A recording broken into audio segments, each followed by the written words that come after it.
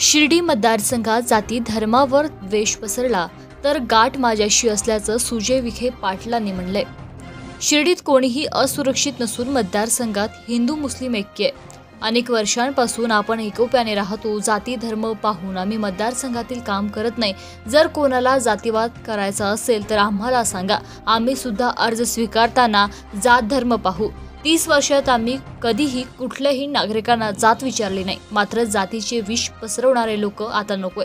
साईबाबांनी सर्व धर्म समभावाचा संदेश दिला आणि तो संदेश आपल्याला भविष्यात देशभराला द्यायचा आहे।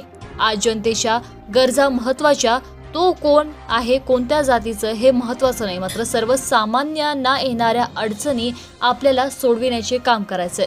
मी पडलो दुसऱ्या दिवशी मी ईदगाह मैदानावर होतो इथं शुभेच्छा द्यायला आणि शेवट एवढंच सांगतो की या शिर्डी विधानसभा मतदारसंघाच्या पूर्ण बॉर्डरवर मी तुम्हाला आवर्जून सांगतो, जर इथं कोणीही धर्माच्या नावावर आणि जातीच्या नावावर द्वेष पसरण्याचं काम केलं तर मग तुमची गाठ माझ्याशी आहे हे तुम्हाला मी स्पष्ट सांगतो।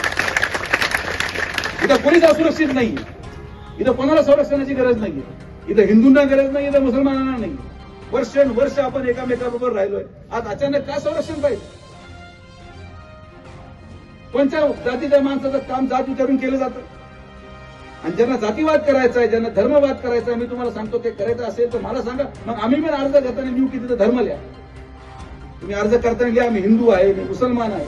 तुम्ही जाती लिहा, मी मराठा आहे, मी माळी आहे, मी धनगर आहे, मी वंजारी आहे। तुमच्या मतदारसंघात 30 वर्षापासून तुमच्या नेतृत्वाने तुमचं काम करत असताना तुमची जात विचारली नाही तर ती जातीचं जे काही विष काही लोक पसरवण्याचं काम करतात, अजिबात नाही।